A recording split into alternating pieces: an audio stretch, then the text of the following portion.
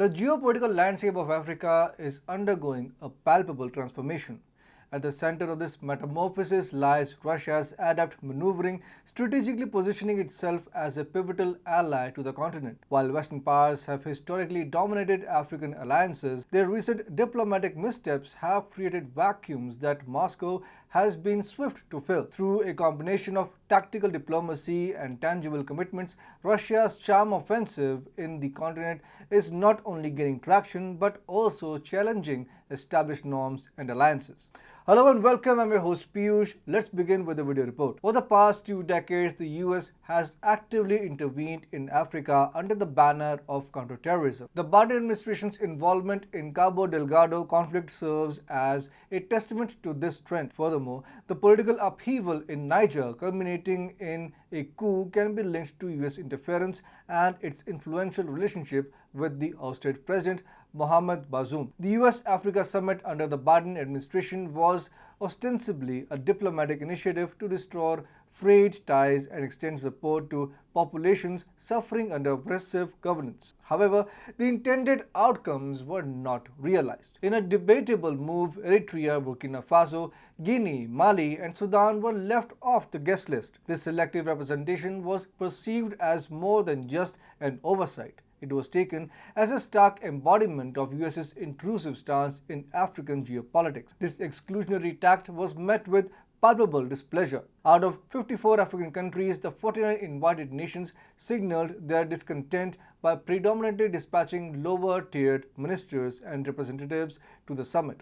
The West's actions under the US's cover have come under scrutiny due to allegations of stockpiling grains earmarked for Africa. Such maneuvers could exacerbate an already strained relationship, especially considering the recent backdrop of the Black Sea blockade by Russia. Alongside the Biden administration's diplomatic stumbles in the African context, Ukrainian President Volodymyr Zelensky's actions further compounded the strain. Zelensky's overt dismissal of African Union's peace proposal was an affront in itself. The Ukrainian government's push led Poland to curtail the movement of South African officials to Kiev. Such a move was not only diplomatically unprecedented but also deeply divisive.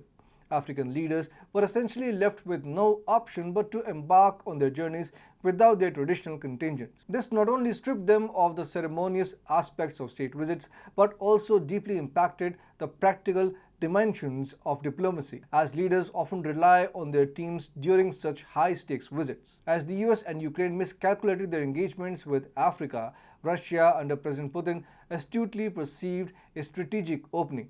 Putin's actions were not merely opportunistic, but were calculated to establish Russia as a reliable partner in the African context. Amidst the backdrop of palpable dissatisfaction, Russia made its mark during the BRICS summit in South Africa, further cementing Russia's commitment.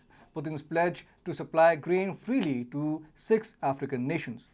Perhaps the most monumental announcement was the invitation extended to Egypt and Ethiopia to join the BRICS bloc. This move, symbolic and strategic, indicates not only the expansion of the bloc's influence but also the elevation of Africa's role in this alliance. Wagner's involvement in displacing French forces in the Sahel underscores Russia's assertive strategy in Africa. As a private military arm of Moscow, Wagner actively bolsters Russia's geopolitical goals, both in cementing alliances with favorable governments and safeguarding valuable resources. This proactive engagement signals Moscow's ambition to establish a formidable footprint in the continent, directly challenging traditional Western dominance. There has been a perceptible tilt in Africa's disposition towards Russia, viewing it as a dependable ally.